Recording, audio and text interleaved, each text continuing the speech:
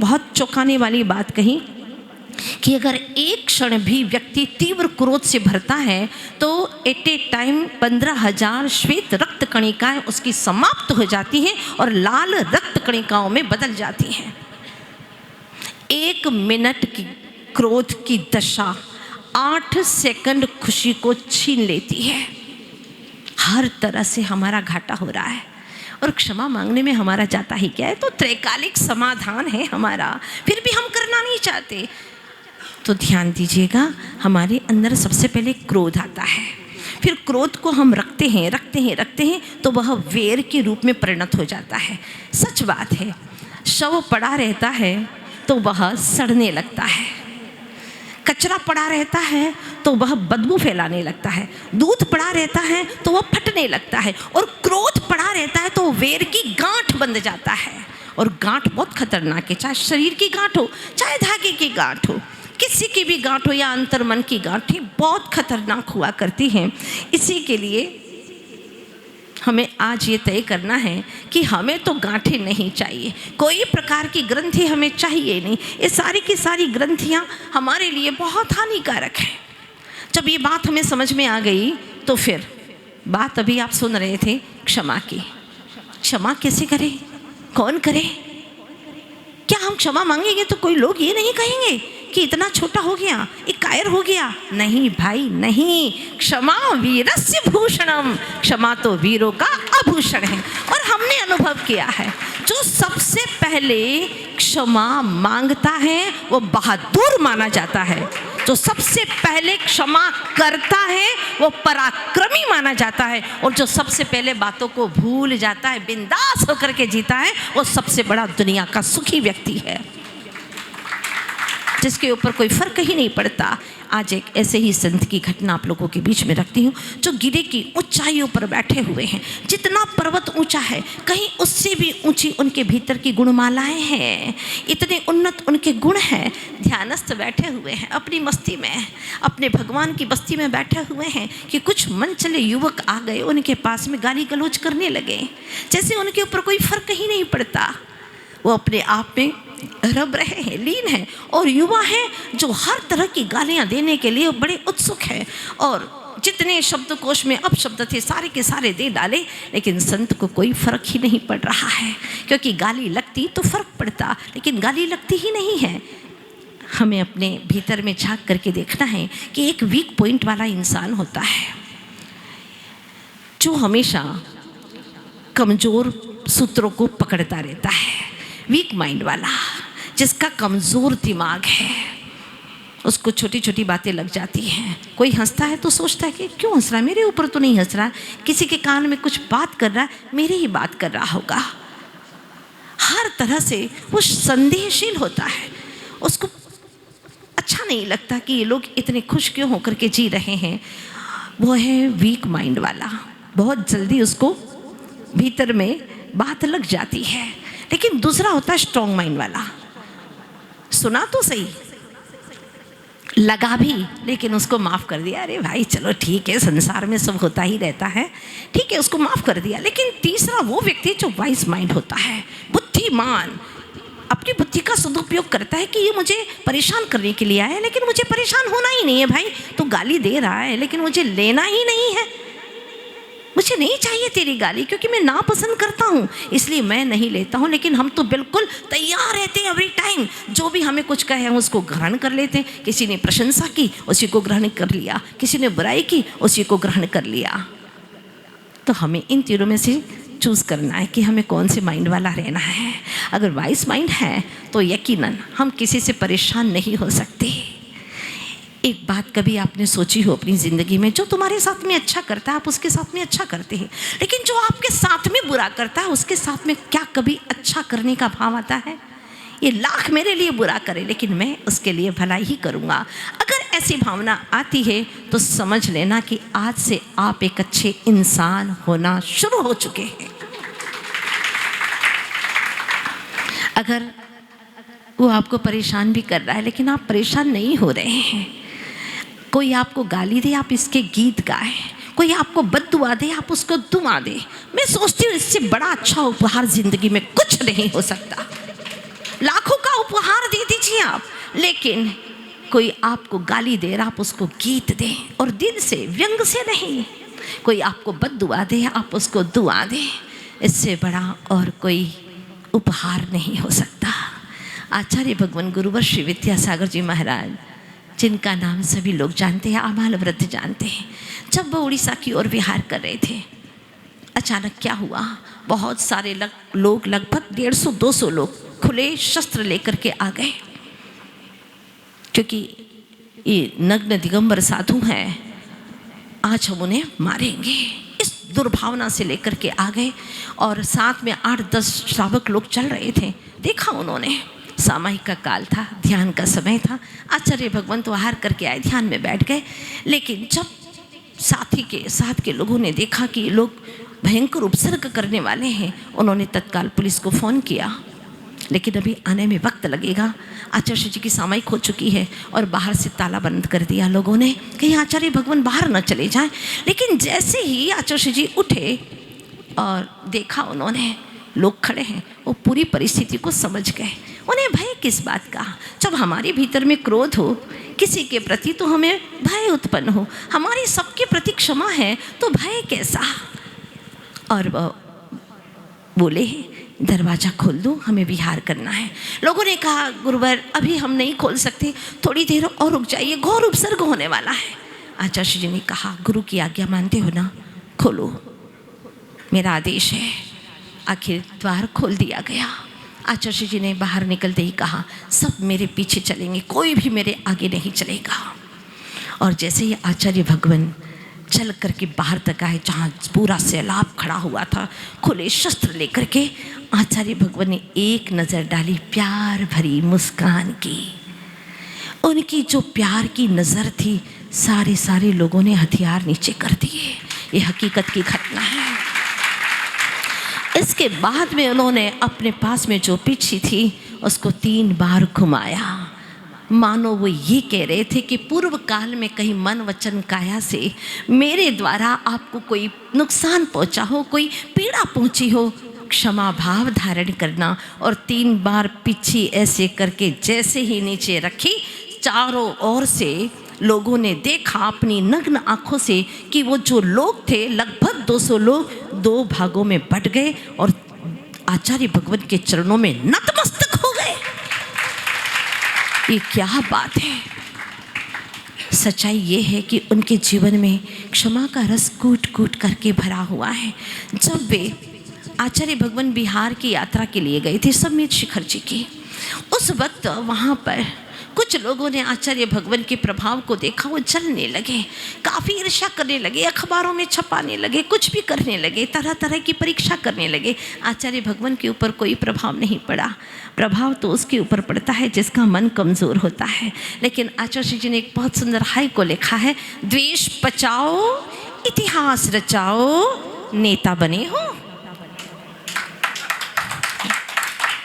द्वेष पचाओ, कोई द्वेष करता है उसको पचाना सीखो। बड़ा पेट रखना पड़ेगा, बड़ा दिल रखना पड़ेगा तुम्हें। इतिहास रचाओ, इतिहास उन्हीं का रचता है जो संघर्षों में जीते हैं। संघर्ष में जीवन का उपसंहार हर्षमय होता है। और आचार्य जी के साथ में जब इन लोगों ने ऐसा दुर्व्यवहार किया, तो आचार्य जी सिर्फ लिखते नहीं हैं, वो पहले लिखते हैं फिर लिखते हैं, वो पहले करते हैं इसके बाद में कहते हैं। उनकी जीवनचर्या है।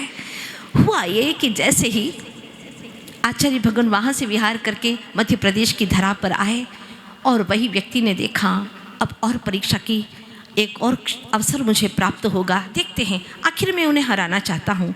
लेकिन जो मोह के विजेता हैं उनको कौन हरा सकता है। जो भीतर से अपने कर्म शत्रुओं को जीतने के लिए निकल पड़े, उन्हें कोई हरा नहीं सकता।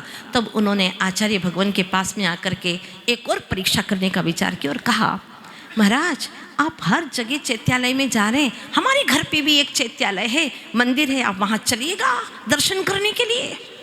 तब आचार्य भगवान ने, वो सोच रहे थे कि हमारे घर पे तो आएंगे नहीं क्योंकि हम तो दुश्मन हैं, हमारे यहाँ क्यों आएंगे, फिर मुझे अवसर मिलेगा। आचार्य भगवान ने एक मुस्कान दी, आशीर्वाद दिया और वे चल पड़े। ओहो, शत्रु तो उन्हें कोई लगता ही नहीं। और जब भी उनके घर पे चल पड़ी, दर्शन किए और प्रवचन शुरू हुआ तो उसी महानुभाव ने कहा मुझे माइक दीजिए। और जब उन्होंने मंगलाचरण किया, सुनाती हूँ 2 पंक्तियाँ। ये है काम है वीरों का, तलवार न तीरों का, ये है काम नहीं आसान, ये है काम है धीरों का, ये है काम है वीरों का। कायरों का काम नहीं है क्षमा करना, ये तो आपके जैसे कोई धीर वीर, ऐसे महान आत्मा ही क्षमा कर सकती हैं। वास्तव में कहते हैं ना, जो भूल करने से बचता रहे वो इंसान है, और जो कभी भूल ही ना करे वो भगवान है। जो भूल करके पछता है, जो भूल करके पछता है वो नादान है, जो भूल करके भूल ही जाए वो बेईमान है, जो भूल करके भूल जाए वो बेईमान है, और जो भूल करके मुस्कुराए वह शैतान है। जो भूल करके फिर भूल ना करे वो सावधान है, और जो भूल करके अपनी भूलों से कुछ सीख जाए वो बुद्धिमान है। वास्तव में क्षमा से तो नफरत के शूल भी गलने लगते हैं, क्षमा से प्यार के फूल खिलते हैं। क्षमा बहुत बड़ी औषधि है जिससे दुश्मन भी दोस्त बन गले मिलते हैं। इतनी क्षमता है इसके अंदर। अब देखते हैं आज के मुझे 4 सूत्र आप लोगों के बीच में रखना है। पहला अंतस में क्षमा, दूसरा आचरण में अहिंसा, तीसरा है विचारों में अनेकांतता, और चौथा है, जब ये 3 जिसके पास में रहेंगे वो चौथा भारत रत्न संत भावी अरहंत होता है। वो कैसा होता है, इन 4 सूत्रों पर मुझे आप लोगों से चर्चा करना है। वैसे भी 4 ही हमारे देश के मूल स्तंभ है ना। पहला विधायिका है, दूसरा कार्यपालिका है, तीसरा न्यायपालिका है, तो चौथा मीडिया है, प्रेस है। बस ये इसी के ऊपर हमारा पूरा देश चलता है। और वैसे भी देखें सामान्य तौर पर तो यहाँ पर एक शासक है, शहीद है, सैनिक है और संत है। ये 4 ही पायदान हैं। और हमारे जैन दर्शन में भी 4 ही आराधना है। 4 आराधना के माध्यम से ही वो मुक्ति को प्राप्त कर सकता है। और जीवन में भी देखो तो हमारे 4 ही मुख्य जीवन के पायदान हैं। जन्म, बचपना, जवानी और बुढ़ापा, जीवन पूरा हो जाता है। आज क्षमावाणी के बारे में आप लोगों ने बहुत कुछ सुना, लेकिन हमारा मन तो यही कहता है कि कुचलने के बाद में भी फूल जो खुशबू देते हैं वास्तव में उसी का नाम है क्षमा। कुचलने के बाद में भी समझने की बात यह है कि हम दूसरों के दिल पर चोट दे करके क्षमा मांगते हैं, बहुत आसान है, लेकिन खुद चोट खा करके भी औरों को क्षमा कर दें, ये बहुत बड़ी बात है।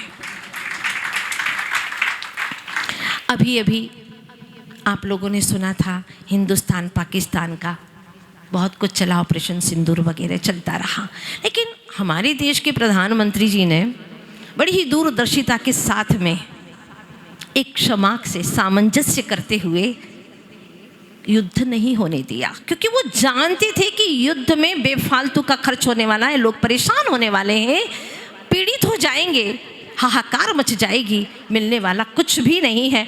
आज युद्ध में अरबों खरबों रुपया खर्च करते हैं लोग, लेकिन क्षमा एक ऐसी चीज़ है, हर देश में अगर ये हो जाए, और वर्ष में 3 बार क्षमावाणी पर्व हम लोग मनाते हैं, और वैसे हम नित्य प्रतिदिन मनाते हैं, दिन में कई बार भी मना लेते हैं। जब भी मन में कोई ऐसा भाव आए, उत्तम क्षमा, कोई गांठ हमें रखना ही नहीं है, यही ज़िंदगी जीने का बहुत बेहद सुंदर तरीका है। अभी सुन रहे थे नेपाल के अंदर आग से पता नहीं क्या क्या जला दिया, अहिंसा का तांडव नृत्य हो रहा है, ये हो रहा है, वो हो रहा है, कितने लोग परेशान हो रहे हैं। इसके पहले कहाँ कहाँ हुआ आप लोग जानते, श्रीलंका में भी हुआ। और ये स्थानों पर होते होते भी कोई शांति मिली क्या? शांति तो क्षमा से ही मिलती है। तो ये बात पक्की है कि ये जो क्षमावाणी पर्व है, अभी हम सुन रहे थे कि ये मात्र जैनियों का नहीं है, बिल्कुल नहीं है, क्योंकि इसका सबसे बड़ा प्रतीक ये है खम्मामी सव्व जीवाणाम, सव्वी जीवा खवन तुम्हें। कहीं ये लिखा है कि जैनी नाम, मनुष्य नाम भी लिखा है क्या?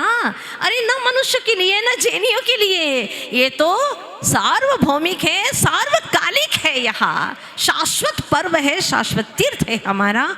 इसीलिए यह क्षमावाणी पर्व जैसे जो पर्व आते हैं वो हमारे भारत देश में मनाए जाते हैं, जहाँ पर अहिंसा प्रधान है। तो दूसरा सूत्र उभर करके आता है आचरण में अहिंसा। आचरण में अहिंसा अगर देखना है तो भारत की धरती पर आना होगा। जो भारत एक महज ज़मीन का टुकड़ा नहीं है, बल्कि जीता जागता महापुरुष है, क्योंकि यहाँ ऋषि मुनियों ने जन्म लिया है, जहाँ आत्मनिर्भरता है, जहाँ चारित्र है, जहाँ अनुशासन है और जहाँ पर मानव के अंदर संवेदनाएं हैं, ऐसा हमारा भारत देश है। अन्य देशों में जाते हैं तो आप सुनते हैं अन्य देश वाले कहते हैं कि विश्व एक व्यापार है, विश्व एक व्यापार है और उसमें मात्र इंसान को ही जीने का अधिकार है। लेकिन हमारा भारत देश कहता है कि विश्व एक परिवार है, वसुधैव कुटुंबकम। विश्व हमारा एक परिवार है और जहाँ पर इंसान को ही नहीं, पेड़ पौधों को, पशु पक्षियों को, हवाओं को, पृथ्वी को, सबको जीने का समान अधिकार है। और जब हम देखते हैं हमारे देश पर कोई परेशानी आती है तो हम किसी के सामने हाथ नहीं फैलाते हैं, एक दूसरे की मदद करते हैं। उस वक्त हम धर्म, संप्रदाय, ऊंच नीच, अमीर गरीब सारे भेद भुला करके एक दूसरे की रक्षा करने में, एक दूसरे की मदद करने में हम लग जाते हैं। इसीलिए हमारे भारत देश का राष्ट्रीय ध्वज तिरंगा झंडा ऊंचा था, ऊंचा है और ऊंचा ही रहेगा, जिसमें 3 रंग है। 3 रंग है, सम्यक दर्शन पीला रंग, केसरिया रंग, सफ़ेद सम्यक ज्ञान का रंग, हरा सम्यक चारित्र का रंग। अभी गुप्ता जी को आप लोगों ने ध्वज भेंट किया है इसी के प्रतीक में कि आप विजेता बने, आप विजेता बने और इन 3 रंग रत्नत्रय को अपने जीवन में आचरित करें। आपके माध्यम से बहुत कुछ होने वाला है, अभी बताऊंगी मैं आप लोगों को क्या क्या होने वाला है। तो ये तिरंगा मात्र कपड़े का टुकड़ा नहीं है, ये हमारे देश की आन बान और शान है। इसमें अनेक देशभक्तों की कुर्बानियां छिपी हुई हैं, क्योंकि हमारा देश सामान्य नहीं है। इस संस्कृति हमारी आज की नहीं है, प्राचीन संस्कृति है और हमारी संस्कृति को सामान्य किसी ऐसे वैसे लोगों ने नहीं दिया है, जो स्वयं आचरण करते हैं और आचरण कराते हैं। पहले अपनी जुबा से बोलते नहीं है, पहले करते हैं, इसके बाद में कहते हैं। ऐसे महान संतों ने हमारी संस्कृति के ऊपर बहुत कुछ लिखा है। मैं आपसे कहना चाहती हूँ कि समंदर की कहानी तो लहरों ने लिखी, आसमान की कहानी सितारों ने लिखी, लेकिन हमारी भारत की संस्कृति को ऋषि मुनियों ने लिखी है। इसीलिए हमारा भारत देश बहुत महान है। हमारे देश के अंदर कभी बदला लेने की भावना नहीं होती, लोगों में बदलने की भावना होती है। जो सच्चा भारत का नागरिक है उसके अंदर बदलने की भावना होती है, बदला लेने की नहीं। अगर ले भी लेता है तो वो प्रायश्चित करता है कि ये ठीक नहीं किया मैंने, वो पछतावा होता है उसे। हमारे आचार्य भगवान गुरुवर श्री विद्यासागर जी महाराज ने लिखा है कि बाली से बदला लेना ठान लिया था दशानन ने, बाली से बदला लेना ठान लिया था दशानन ने, फिर क्या मिला फल? तन का बल मथित हुआ, मन का बल व्यथित हुआ और यश का बल पतित हुआ। यही हुआ ना, त्राहिमाम त्राहिमाम त्राहिमाम, यूं चिल्लाता हुआ राक्षस की धरी में रो पड़ा, तभी उसका नाम रावण पड़ा। हमारे यहाँ पर प्रेम, सामंजस्य, संवेदनाएं दी जाती हैं। अगर कोई व्यक्ति परेशान है तो हम उसको आश्रय देते हैं। बारिश आ रही है बहुत तेजी से, अब लोग घूम रहे हैं, दौड़ रहे हैं, कहीं आश्रय मिल जाए। एक छोटी सी झोपड़ी के वहाँ पर आकर के द्वार खटखटाया, कौन है? भाई मुझे आश्रय दे दो। उसने द्वार खोल दिया, अंदर आकर के देखा इतनी छोटी सी झोपड़ी है कि एक व्यक्ति सो सकता है। उसने कहा आइए आइए, लेकिन आप कहाँ रहेंगे? अरे मैं सोऊंगा नहीं, बैठ तो सकते हैं ना हम दो, आइए बैठिए। ठीक है। इसके बाद में और व्यक्ति ने दरवाज़ा खटखटाया, दरवाज़ा खोला, कहा आ जाइए, लेकिन आप मुझे कहाँ बिठाएंगे? अरे बैठ नहीं पाएंगे, खड़े तो हो सकते हैं ना 3 जन, हमारे सर के ऊपर छत तो रहेगी। ये है हमारे देश की संस्कृति, जहाँ पर प्यार और प्रेम से सबको मिलाया जाता है, क्योंकि क्षमा जोड़ती है, क्षमा तोड़ती नहीं, और अहम तोड़ता है। जितना जितना अहम होता है, आज घर के अंदर टूट रहे हैं लोग। पिता के पुत्र से नहीं बनती, माँ की अपने बच्चों से नहीं बनती, बेटे के बहू की सास से नहीं बनती, भाई भाई अलग हो रहे हैं। आखिर क्यों? क्योंकि अहम की लड़ाइयाँ हैं। अगर अहम विसर्जित हो जाए तो वहाँ सब प्यार प्रेम से एक साथ में रह सकते हैं। वसुधैव कुटुंबकम, इस भावना से रह सकते हैं। सर्वे भवन्तु सुखिनः, सर्वे सन्तु निरामयाः, सर्वे भद्राणि पश्यन्तु माँ क्वचित् दुःख भाग् भवेत्। तो भव्य जीवों, मैं आपसे एक बात ज़रूर कहना चाहूँगी कि लोग विदेशों की बहुत दुआई देते हैं, कहते हैं कि अमेरिका के पास में बड़ी संपदा है, तो हमारे देश में कौन सी कमी है? वे लोग कहते हैं कि बुद्धिमत्ता जापान के पास में बड़ी अच्छी है, तो हमारे देश में भी कोई कमी नहीं है। अनुभव अगर चीन के पास में, तो हमारे देश के पास में भी कोई कमी नहीं है। अगर सृजनात्मकता जर्मनी के पास में, तो हमारे देश में भी है। लेकिन एक बात कह करके जाऊंगी आज विधानसभा से, कि जो हमारे भारत देश में आध्यात्मिकता है, ऐसी आध्यात्मिकता किसी देश के पास भी नहीं है। इसलिए हमारे देश के अंदर विचारों में अनेकांत है।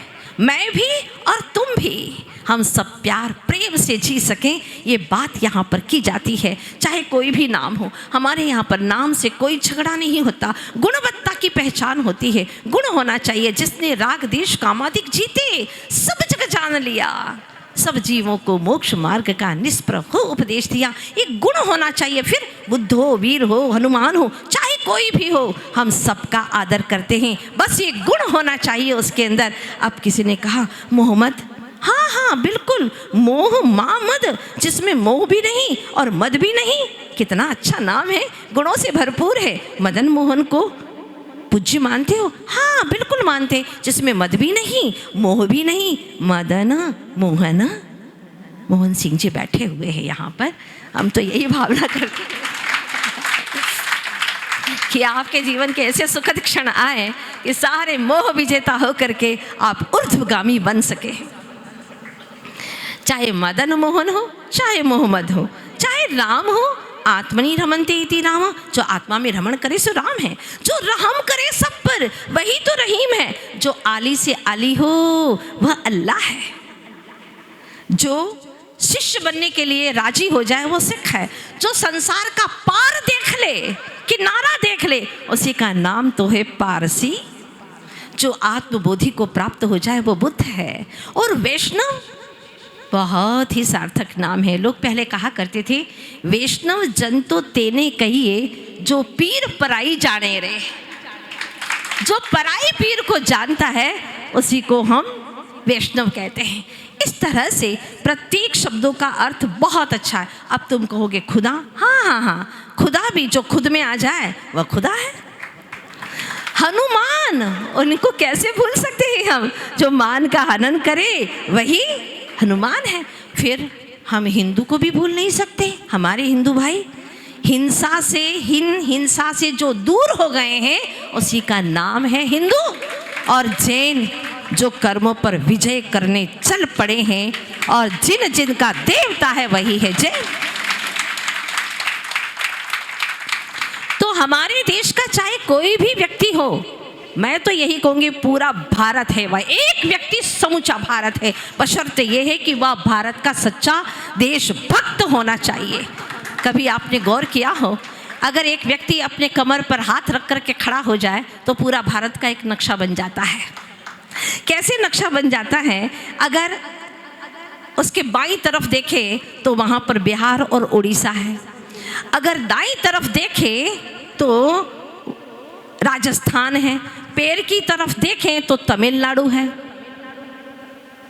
मध्य में देखें तो मध्य प्रदेश है, और दिल की ओर देखें तो बोलो सभी लोग, क्या बात है। दिल को देखें तो दिल्ली है, गला को देखा तो पंजाब है, और माथे को देखा तो जम्मू कश्मीर है। तो फिर यहाँ का हर नागरिक एक भारत का रूप है। कौन सा भारत? प्रश्न तो खड़ा हो गया, कौन सा भारत, किसका भारत? ऋषभदेव प्रथम तीर्थंकर के पुत्र चक्रवर्ती भरत, उन्हीं के तुम सब भारत हो, उन्हीं के वर्तमान और उन्हीं के भविष्य हो तुम, क्योंकि यह बात सभी ग्रंथों में लिखी गई है। भारतवर्ष नाम कैसे पड़ा? पहले इसका नाम अजनाब था, नाभि राय के नाम से अजनाब कहा जाता था, लेकिन जब उनका पोता हुआ, मतलब ऋषभदेव के पुत्र हुए भरत चक्रवर्ती, तब भरतवंश नाम लिखा गया। और इसकी बड़ी दिलचस्प घटना मैं आपको एक बताना चाहूँगी कि जब ये घटना है लगभग 1949 की, तब ये बात चली कि इसका नाम आधिकारिक क्या होना चाहिए। इंडिया, हिंदुस्तान, आर्यावर्त, अजनाब, आखिर क्या नाम होना चाहिए? तब तात्कालिक जो प्रधानमंत्री थे, उन्होंने कुछ लोगों को भेजा कि आप नियुक्त करिए कि क्या है। तो उन्होंने कहा हमें प्रमाण चाहिए, इसका प्रमाण दो। तब हेलीकॉप्टर से कुछ लोग गए और वहां पर उड़ीसा में खारवेल राजा, जिसकी खंडगिरी और उदयगिरी में बहुत सारे शिलालेख लिखे हुए हैं, उन शिलालेखों में लिखा देखा भारतवर्ष, भारतवर्ष मतलब भारतवर्ष, ये प्राकृत में लिखा हुआ था भारतवर्ष। जब ये नाम देखा तो प्रामाणिक हो गया कि हमारे देश का नाम भारतवर्ष है। जब 1958 में अमेरिका के सांसद जी ने जब हमारे भारत के सांसद से पूछा कि बताओ तुम्हारे देश का नाम क्या है, उन्होंने बड़े गौरव से कहा भारत। तो फिर ये इंडिया आया कहाँ से? प्रश्न ये है, कहाँ से आ गया इंडिया? पहले तो था ही नहीं इसका नाम, अब यह कहाँ से आया? प्रश्न है। असभ्यता और गुलामियत की और हमें ढकेलने वाला ये इंडिया नाम हमारे देश का नहीं है। कोई शत्रु अगर हमारी माँ का नाम बदल दे तो क्या हम बदलना चाहेंगे? बिल्कुल नहीं। हमारे देश का नाम तो भारत था, भारत है और भारत ही रहेगा। और ग्रंथों में लिखा है मनुजो मानवो भूयात् भारत प्रति भारतः, मनुज मानव हो और भारत हमारा प्रतिभारत हो। इसमें अनेकों प्रतिभाएं हैं और इस सारी प्रतिभाएं हमारे देश के काम में आए, हमारे देश के विकास में आए। और ये भारत नाम, और आपको बताना चाहूँगी कि भागवत में भी बड़े विस्तार से लिखा गया है। नाग पुराण में है, मार्कंडेय पुराण में है, वायु पुराण में है, और स्कंद पुराण में, अग्नि पुराण में, ऋग्वेद में, यहाँ तक कि मनुस्मृति में भी स्पष्ट रूप से लिखा गया है कि ऋषभदेव के प्रथम पुत्र भरत से इस देश का नाम भारत पड़ा।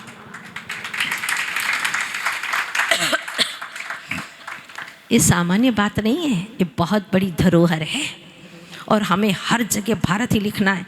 आचार्य भगवान की बस यही तमन्ना थी, यही भावना रही कि हमारे देश का नाम बच्चा बच्चा बोले तो यही बोले भारत हमारे देश का नाम है।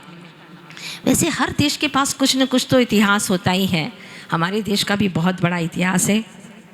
जब हम टटोलते हैं तो जरा सी पिता की आज्ञा से राम वनवास चले जाते हैं, ये है हमारे देश का इतिहास। और अंधे माँ बाप को कावड़ पर बिठा करके यात्रा कराने चले जाते हैं, ये है हमारे देश का इतिहास। जब वनवास चले गए रामचंद्र जी तो भरत कुटिया में रहने को तत्पर हो गए, ये है हमारे देश का इतिहास। पन्नाधाय ने अपने पुत्र को देश के लिए समर्पित कर दिया, ये है हमारे देश का इतिहास। पिता को सर न झुकाना पड़े इसलिए ब्राह्मी और सुंदरी अविवाहित रह गई, ये है हमारे देश का इतिहास। राणा घास की रोटी खाने के लिए तैयार हो गए लेकिन उन्होंने किसी के सामने अपनी झोली नहीं फैलाई, ये है हमारा इतिहास।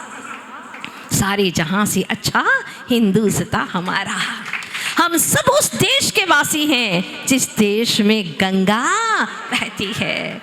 सामान्य गंगा ही नहीं, ज्ञान की गंगा भी बहती है। ध्यान रखना, हमारा जो भारत देश है वो किसी का द्रव्य हड़पता नहीं है, ये देता है, ये लेने वाला नहीं है। आपको याद होगा इंदिरा गांधी ने जब पाकिस्तान को जीता तो उन्होंने वापस लौटा दिया था, और लाल बहादुर शास्त्री जी ने जब पाकिस्तान को जीता तो उन्होंने वापस लौटा दिया।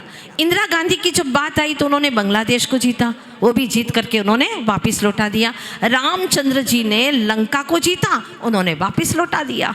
श्री कृष्ण जी ने मथुरा को जीता और उन्होंने वापस लौटा दिया। यही नहीं, बाहुबली ने भरत चक्री को जीता और वापस उन्होंने उनका स्वाभिमान लौटा दिया। ये है हमारे देश की पहचान और ये है हमारे देश की संस्कृति, जहाँ पर क्षमा किया जाता है, प्यार प्रेम से व्यवहार किया जाता। एहसान नहीं है क्षमा करना, ध्यान रखना। ये कोई एहसान नहीं, ये कोई कमज़ोरी नहीं, ये कोई मजबूरी नहीं है, ये हमारा अपना स्वधर्म है, अपना गुण है। मुझे याद आती है वो बात जब मोहम्मद पैगंबर के नाती खलीफा हुसैन नमाज अदा कर रहे थे और इसी बीच में क्या हुआ, गुलामियत का तो राज्य चल रहा था वहाँ पर, गुलामों का क्या करें ऐसी स्थिति में। अब वह जो गुलामों को दंड दिया जाता था, अर्थात वहाँ पर जो राज्य चल रहा था मुग़ल शासकों का, बहुत ही कठोरता से बर्ताव किया जाता था। और जब गुलाम पानी लेकर के, गर्म पानी लेकर के वहाँ से जा रहा था, उसका पैर कहीं से टेढ़ा पड़ गया और पानी उछल करके खलीफा हुसैन के ऊपर गिर गया। अब उसने सोचा मेरी तो मौत निश्चित है, गुलामों को कौन बख्शेगा, क्या होगा। उसी वक्त वो वहीं पर बैठ गया और कुरान की आयतें पढ़ना शुरू कर दी उसने। पहली आयत पढ़ी कि जो क्रोध पर नियंत्रण करता है जन्नत उसी की है। दूसरी आयत पढ़ी उसने कि खुदा उसे प्यार करता है जो दयालु है। तीसरी आयत पढ़ी खुदा उसे मिल जाता है जो औरों को माफ़ कर देता है। बस इतनी सी बात पढ़ी। अब खलीफा हुसैन ने उसे माफ़ कर दिया कि मैंने जा तुझे माफ़ कर दिया। आज चाहे कुरान हो, चाहे बाइबिल हो, चाहे गीता हो, चाहे हमारा जैन ग्रंथ हो, कोई भी ग्रंथ हो, सब जगह क्षमा की बड़ी महिमा गाई। और जहाँ क्षमा है वहाँ पर आचरण में अहिंसा आएगी ही आएगी, ये निश्चित है। विचारों में अनेकांत आएगा, निश्चित है। तो अनेकांत का मतलब यही है कि मैं भी और तुम भी, मैं भी चैन से रहूं और तुम भी चैन से रहो, हम सब एक साथ में मिलजुल करके रहें। बस यही हमारे अपना जीवन का लक्ष्य है। क्योंकि सिर्फ हमने मनुष्य की आकृति धारण नहीं की है कि मेन हो गए, MAN, मर्सी, ऑडोर और नॉइन, मतलब दया, प्रेम और सरलता, यही नहीं, हमारे जीवन में वो सारे गुण आए जो मानवीय प्रकृति के होना चाहिए। तो दया भी हो, प्रेम भी हो और सरलता भी हो। वास्तव में वही उसी का नाम है मैन। तो मैं आपसे पूछना चाहती हूँ, आप लोग कौन हैं? आदमी है ना? कोई पूछेंगे तो यही कहते हैं। छोटा बच्चा भी कहता है नहीं मैं बॉय हूँ, गर्ल नहीं हूँ, मैं आदमी हूँ। आचार्य जी लिखते आसमंता दमी यमी उद्यमी इति आदमी, जो हर तरह से संतुलित है उसी का नाम है मैन। मुख्य भी इसका अर्थ हो सकता है, स्पेलिंग चेंज कर देंगे तो। हाँ, हमारा जीवन भी ऐसा ही होना चाहिए। तो बात यहाँ पर चल रही है, अभी 3 सूत्र हो गए हैं। अंतस में क्षमा, आचरण में अहिंसा, विचारों में अनेकांत। और जहाँ अनेकांत होगा वहाँ कोई लड़ाई झगड़े होंगे ही नहीं, सब आपसी प्रेम भाव से ही रहेंगे। ये निश्चित बात है, आपस में झगड़ा नहीं होगा और हो भी गया तो वो जोड़ लेगा। छोटी सी बात बताना चाहती हूँ, आप लोग सुनना चाहते हैं कि नहीं? आनंद से सुनेंगे ना? थोड़ी सी देर और सुनेंगे हम। शेर की दूसरे शेर से अनबन हो गई, जो बहुत खासी मित्रता थी, आपस में उनकी लड़ाई झगड़ा हो गया। और जब विवाद हो गया तो बूढ़े शेर ने जबान से बोलना बंद कर दिया।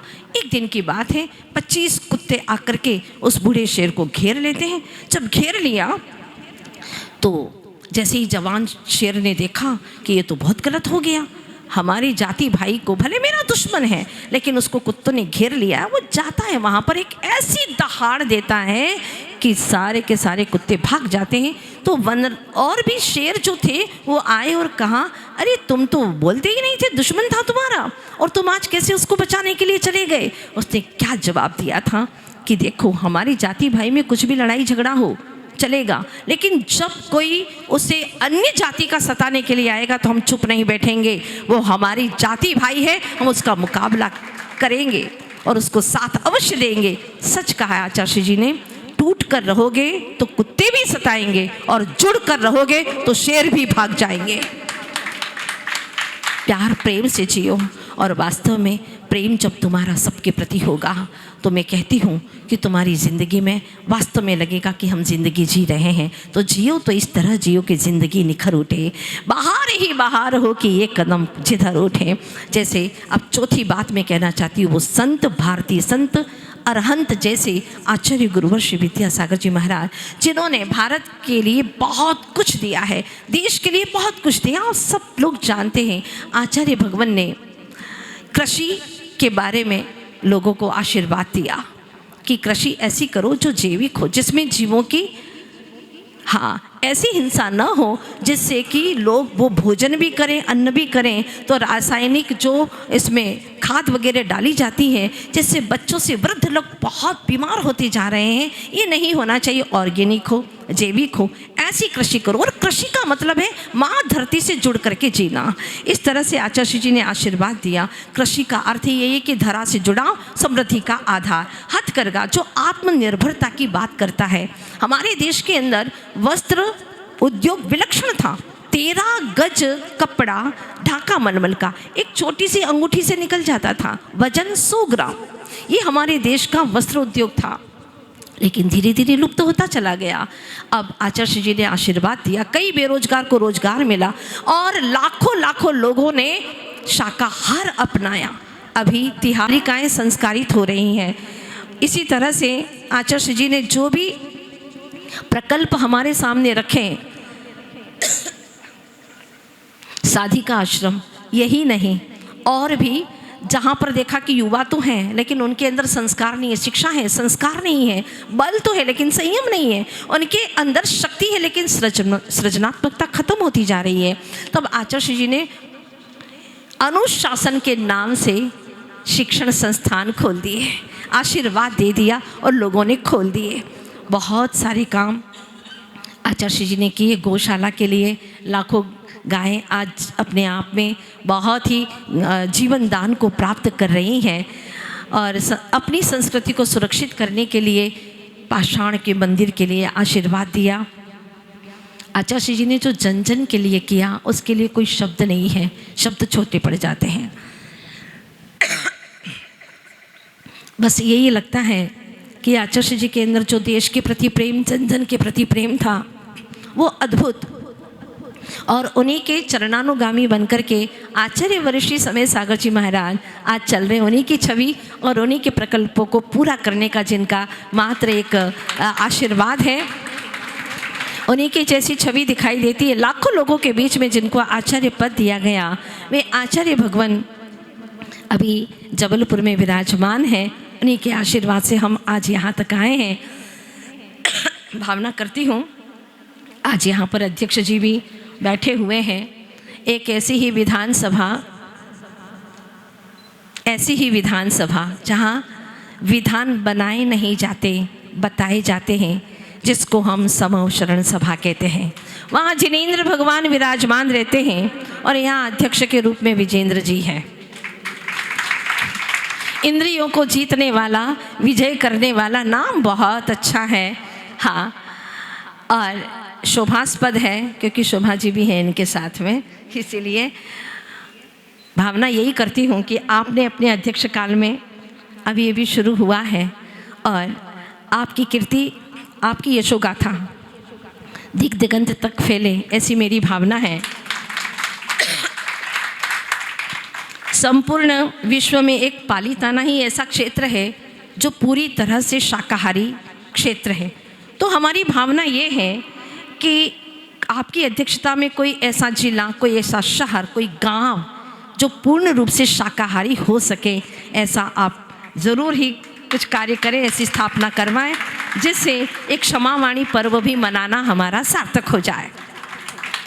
जैसे राष्ट्रीय त्योहार पर ड्राई डे घोषित करते हैं ना, शराब बंद रहेगी, ऐसे ही विशेष धार्मिक त्योहार पर्व जब आते हैं तो बूचड़ खाने बंद हो, शराब बंद हो।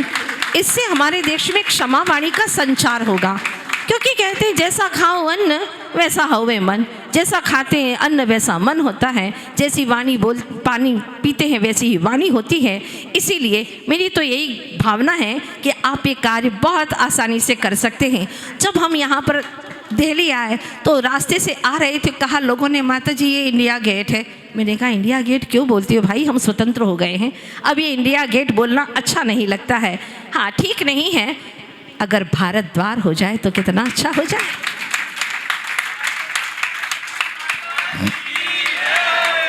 आप लोग भूले नहीं होंगे वो संत जिनको मैंने गिरी के ऊपर बिठाया था, भूल तो नहीं गए ना? क्या हुआ उनका? युवा लोग आए थे और अपशब्द कह रहे थे, लेकिन उनके ऊपर कोई प्रभाव नहीं पड़ा। क्यों? क्योंकि उनके अंतस में क्षमा थी, आचरण में अहिंसा थी, विचारों में अनेकांत था। ऐसे वे महासंत ध्यान में लीन थे। जब अपनी वो चिंता नहीं करते तो कोई और ही चिंता करता है। कहते हैं ना, औरों के लिए जो जीता है, औरों के लिए जो मरता है, उसका हर आंसू रामायण प्रतीक कर्म ही गीता है। उसका हर आंसू रामायण और प्रतीक कर्म गीता के समान होता है। देवता प्रसन्न होता है और कहता है, कहिए महाराज क्या आज्ञा है, इन सबको गिरा दूं इस गिरी से, आज्ञा दीजिए। संत ध्यान मुद्रा छोड़ करके कहते हैं, नहीं नहीं नहीं, इनको गिरी से गिराओगे इनका कभी उत्थान नहीं होगा। संत की करुणा देखिएगा, वो कहते हैं गिरी से मत गिराओ, इनके अहंकार को गिरा दो।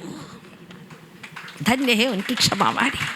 तो मैं अंत में यही कहना चाहूँगी, एक और एक मिल करके दो हो जाएं तो गणित समझना, एक और एक मिलकर के दो हो जाएं तो गणित समझना, और एक मिलकर के एक ही रहे तो प्रेम समझना। एक और एक मिलकर के पूर्ण हो जाए तो उसको अध्यात्म समझना, और एक को एक से मिलने ही न दिया जाए तो कूटनीति समझना।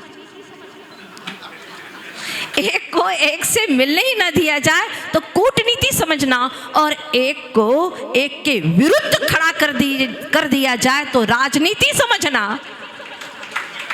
पर एक को एक के साथ में मिला दिया जाए और 11 बना दिया जाए, उसको क्षमावाणी पर्व समझना। यह क्षमावाणी पर्व कल के लिए नहीं, वर्ष के लिए नहीं, सांवत्सरिक ही नहीं, ये तो दैनिक है, हर पल का है। इसीलिए मैंने नानक जी को बहुत पढ़ा है, उन्होंने एक बहुत अच्छी बात कही है, कल के लिए मत छोड़ो, कल करेंगे क्षमा नहीं, कल कभी आता ही नहीं, काल आता है जिंदगी का। इसीलिए प्रेम को अनंत की ओर फैलाओ। प्रेम जब अनंत हो गया, रोम रोम संत हो गया। हाँ प्रेम जब अनंत हो गया, हाँ रोम रोम संत हो गया। आत्मा स्वभाव से महान, महान से महंत हो गया। प्रेम जब अनंत हो गया, रोम रोम संत हो गया। तो नानक जी ने कहा, कल के लिए मत छोड़ो, हर अच्छा काम आज से करो। आज अगर तुम्हारे कोई शत्रु अभी तक के हों, उनसे क्षमा याचना कर लेना, कार्ड से नहीं, हार्ट से। कार्ड से तो कई बार की है, ये बाजारू क्षमा नहीं करना, ये आंतरिक क्षमा नहीं करना, हमें तो दिल की क्षमा करना है। इसलिए उन्होंने कहा था, एना समय आणदा कि सारी दुनिया ठग हो जानदा। हाँ, उन्हें बहुत अच्छी बात कही थी कि एना समय आणदा कि सारी दुनिया ठग हो जानदा। शिष्य ने पूछ लिया, सारी दुनिया ठग हो जानदा तो ठगनदा केला? जब सारी दुनिया ठग हो जाएगी तो ठगा कौन जाएगा? क्योंकि ठग तो ठग नहीं सकता कभी भी, औरों को तो ठगेगा लेकिन ठगा नहीं जाता वो। सारी दुनिया ठग हो जाना था तो ठगनदा केला? उन्होंने जो जवाब दिया वो आज लेकर के जाना। जे समय चूक जानदा ते ठगणदा।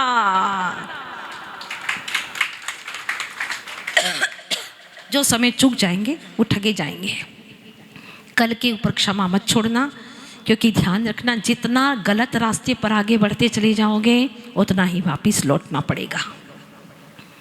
जितनी गांठ बांध करके रखोगे उतना ही आपको परेशानी होगी। इसलिए मेरी गुजारिश है, वैसे पक्का तो हो गया था, यहाँ से कार्ड भी आ गया था कि माता जी आपको जाना है, लेकिन बीच में शरीर ने धोखा दे दिया। हमने सोचा कि अब कैसे जाएंगे, क्योंकि गला साथ दे नहीं रहा। आप लोगों की सबकी सद्भावना थी तो आज यहाँ तक आए और ये विधानसभा में ऐसा क्षमावाणी पर्व मनाया गया। मुझे विश्वास है आज आप अपने जो भी शत्रु हो, दुश्मन लगे हो,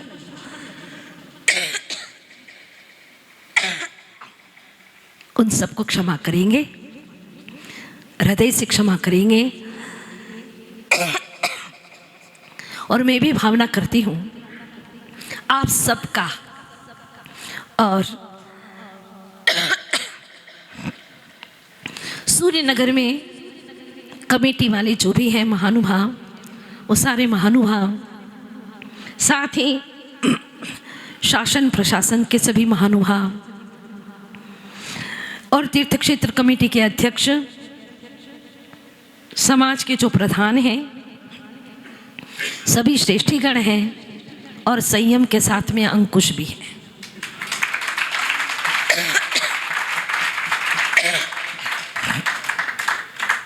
ऐसे द्वय कर्मठ युवा हैं, जब काम हाथ में लेते तो कर गुजरते हैं। अविनाश पथ के इच्छुक हमारे भाई भी हैं। सभी के लिए बहुत सारा आशीर्वाद। इसी तरह से आप कार्यक्रम को करते चले जाएं और पूरे देश में, पूरे विश्व के अंदर शांति का, क्षमा का बिगुल बजाए। हमें आशा है कि हमारे पूरे देश में, पूरे विश्व के अंदर क्षमा क्षमा क्षमा, चारों तरफ शांति का साम्राज्य छा जाएगा। बस इतना ही कहना चाहूँगी अंत में। आप सबका दिन दिव्य हो, हर रात प्रभु की भक्ति में रम्य हो, हर सप्ताह आपका सौम्य हो, हर पक्ष आपका पवित्र हो, हर महीना महिमावंत हो और पूरा वर्ष क्षमा भाव से वैभवशाली हो। यही भावना अंत में 4 पंक्तियां सुनते जाइएगा।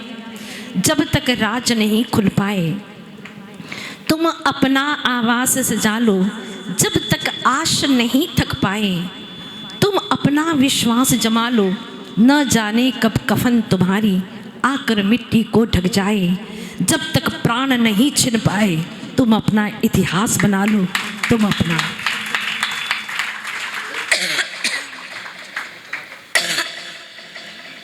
अहिंसा में विश्व धर्म की आचार्य गुरुवर्ष विद्यासागर जी महाराज की, आचार्य वरिष्ठ समय सागर जी महाराज की, क्षमावाणी महापर्व की, बोले अर्का श्री पूर्णमती माता जी की।